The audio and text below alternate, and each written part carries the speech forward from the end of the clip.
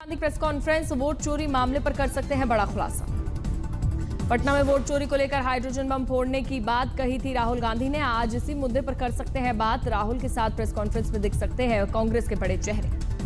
कांग्रेस का मिशन गुजरात, आज राहुल गांधी का जूनागढ़ दौरा, किसानों से जुड़े मुद्दों पर करेंगे चर्चा। राहुल गांधी का एक हफ्ते में दूसरा गुजरात दौरा, 2027 से पहले पार्टी को सशक्त करने की तैयारी। 19 सितंबर को वायनाड के दौरे पर राहुल गांधी रहेंगे और सोनिया गांधी रहेंगी। कांग्रेस के अनुसार ये उनका निजी दौरा, कुछ दिनों से वायनाड में ही प्रियंका गांधी है। आज गृह मंत्री अमित शाह के बिहार दौरा, दूसरा दिन बीजेपी के वरिष्ठ नेताओं से करेंगे आगामी चुनाव पर चर्चा। बिहार पहुंचे अमित शाह ने राहुल गांधी और तेजस्वी यादव पर किया वार। बिहार अधिकारी यात्रा को बताया घुसपैठियों को बचाओ यात्रा।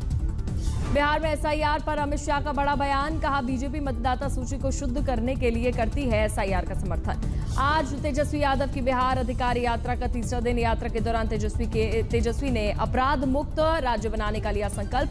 20 सितंबर को वैशाली में खत्म होगी यात्रा। यात्रा के दौरान तेजस्वी यादव ने बिहार के दोनों डिप्टी सीएम पर तंज कसा, कहा अपराधी विजय और सम्राट बन गए हैं। तेजस्वी ने सोशल मीडिया एक्स पर लिखा, जहां लोग युवाओं के हाथ में बंदूक थामते हैं वहां मैं कलम बांटने आया हूं। तेजस्वी यादव ने आगे लिखा कि हम कलम बांट रहे हैं क्योंकि एनडीए के 20 वर्ष के शासन में देश में बिहार की सबसे कम साक्षरता दर, बिहार में गुणवत्तापूर्ण शिक्षा की कमी।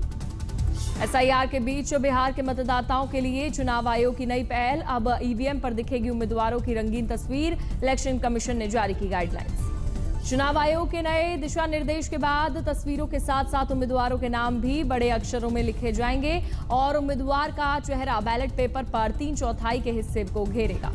आज पटना में कांग्रेस चुनाव समिति की बैठक, 2025 चुनाव के पहले पार्टी बनाएगी रणनीति। जैश-ए-मोहम्मद के आतंकी मसूद इलियास कश्मीरी का पाकिस्तान को बेनकाब करने वाला कबूलनामा, कहा दिल्ली और मुंबई सीरियल धमाके के मसूद अजहर का हाथ।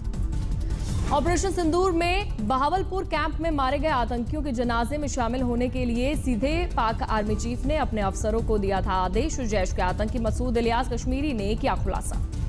आतंकी मसूद इलियास ने कहा है कि दुनिया के बड़े देशों के बीच जंग की अगर कोई वजह बन रहा है वो है मसूद अजहर मंच से दी जिहाद जारी रखने की धमकी।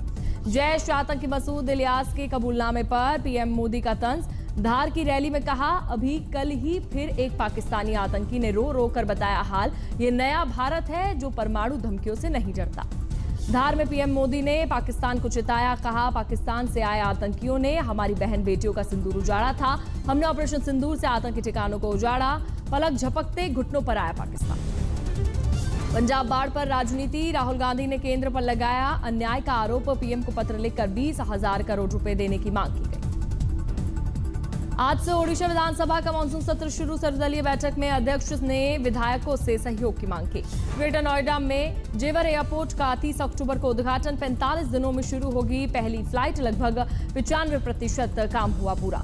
आज दिल्ली विश्वविद्यालय छात्र संघ चुनाव, एबीवीपी और एनएसयूआई के बीच रहेगी कांटे की टक्कर। डीयूएसयू चुनाव में सुबह 8:30 बजे से दोपहर 1 और फिर दोपहर 3 से लेकर शाम 7:30 बजे तक होगी वोटिंग। शुक्रवार को होगा नतीजों का ऐलान। संभाजी नगर में मराठावाड़ा मुक्ति संग्राम दिवस के अवसर पर भव्य कार्यक्रम का किया गया आयोजन। सीएम देवेंद्र फडणवीस ने तिरंगा ध्वजारोहण कर शहीदों को श्रद्धांजलि अर्पित की। मुख्यमंत्री देवेंद्र फडणवीस के भाषण के दौरान ओबीसी समाज के कुछ कार्यकर्ता ने काले झंडे दिखाकर कहा, ओबीसी आरक्षण में जो घुसपैठ हो रही है उसे बंद किया जाए। महाराष्ट्र के भीड़ में उप मुख्यमंत्री अजित पवार ने अधिकारियों को संबोधित किया, अधिकारियों को अच्छा काम करने की दी नसीहत। प्रधानमंत्री की मां के अपमान पर उद्धव ठाकरे ने कहा, ऐसे कृत्यों की सिर्फ निंदा करनी ही काफी नहीं, पुलिस को इसके पीछे छिपे लोगों की जांच करनी चाहिए और उनकी पहचान करनी चाहिए। शिवाजी पार्क दादर स्थित मीनाताई बालासाहेब ठाकरे स्मारक पर अज्ञात व्यक्तियों द्वारा की गई तोड़फोड़, स्मारक पर लाल रंग पोतने पर शिवसेना कार्यकर्ताओं में आक्रोश। अभिनेत्री दिशा पाटनी के घर फायरिंग मामले में गाजियाबाद एसटीएफ का एक्शन, एनकाउंटर में दोनों आरोपी मारे गए। गोदारा गोल्डी बरार गैंग के थे आरोपी। फायरिंग करने वाले अपराधी रोहतक और सोनीपत के, दोनों गोल्डी बरार गैंग के सक्रिय सदस्य। मौके से पिस्टल और कारतूस बरामद। एनकाउंटर के बाद दिशा पाटनी के पिता ने की सीएम योगी से फोन पर बातचीत, परिवार ने सरकार का आभार जताया।